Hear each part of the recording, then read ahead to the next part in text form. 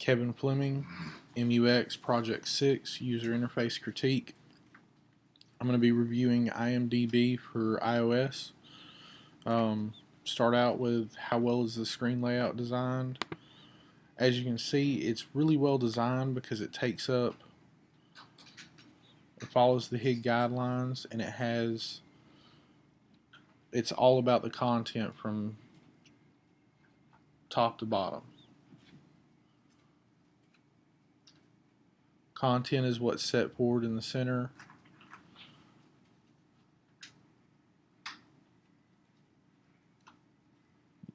From there,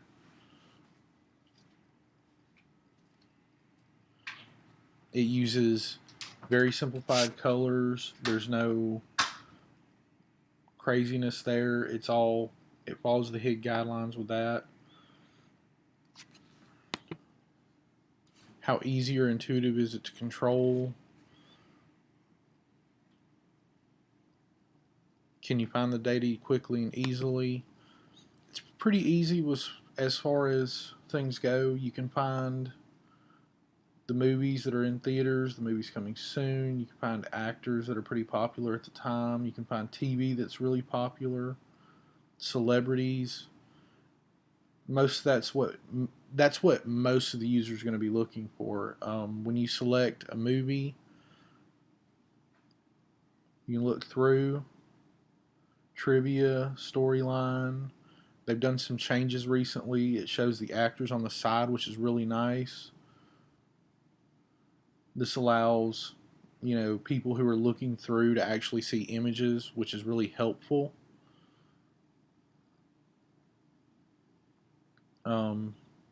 One problem I see though is if you're using a mobile app, you're not necessarily seeing an easy go-to jump to a movie. It's up top, which you're not looking for, and as soon as you start scrolling down, it's very easy to miss. I think that a user's probably not going to notice that. They're going to skip by it, and then they're going to be looking, well, I know Showtime's is supposed to be here somewhere. Where's it at? Because here you've got awards, reviews, and commentary in big, bold to draw the attention. I think it kind of fails in that because Showtime's, it doesn't really draw your attention to it. Once you select Showtime's, you see the theaters that have it playing, the location that you're in, but it really fails on that respect because if you're looking for IMDb on a mobile device, chances are there's a good chance you're going to be looking for a Showtime. And once you start scrolling down looking for a Showtime, if you're not starting at the top of the app and working your way down, that's very easy to miss. How well does it work in both portrait and landscape mode? When you go from portrait to landscape, it zooms in, kind of expands the actor side, gives you basically 3 different boxes to select through, which is nice, but at the same time kind of feels cluttered. So I like the fact that they allowed you to do this, which kind of takes away some of that, kind of actually takes you into the photos. I do think that was kind of a mistake though, because a user could select it thinking, oh, well, that arrow's pointing to the right, it's going to close that box and let me just look at the movies. But it doesn't. It takes you to the photos. So I think that was another mistake on their UI. And then these 3 boxes all working, it kind of feels like it's giving the user too many options to work with. User may not want to see the actors. They may want to be able to just move that to the side. So I would say probably the best thing to do with that is have this panel on the right just completely be able to hide.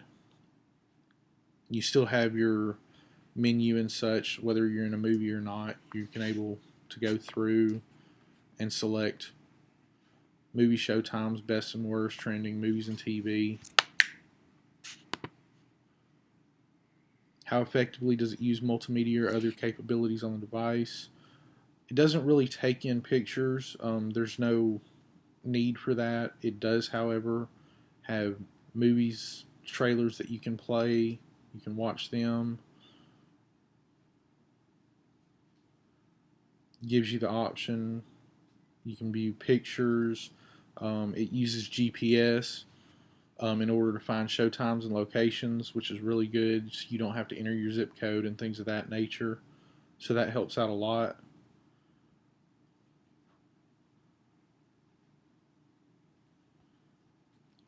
You can view the My grandson's got this blanket. you can view the trailer very easily. He's got such sensitive skin that you worry about what you use in the laundry. As you can see, it pulls the trailer up, plays video. Attention, this is your captain. Does really well.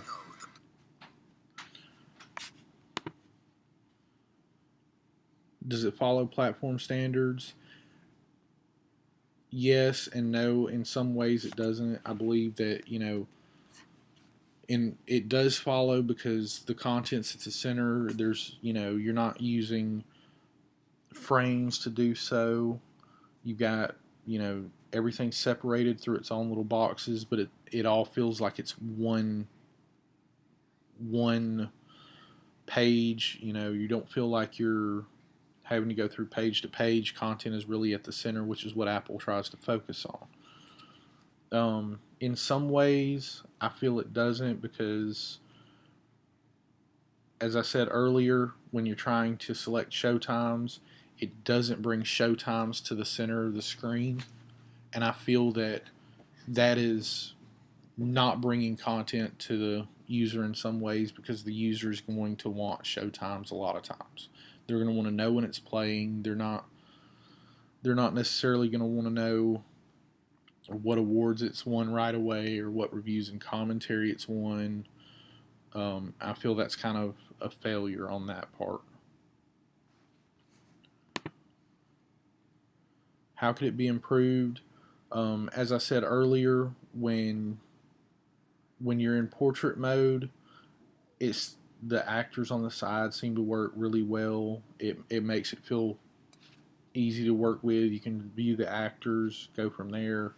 But when you go into portrait mode like this, I feel like there's too much content being taken up with the actors and the more like this in order to work through.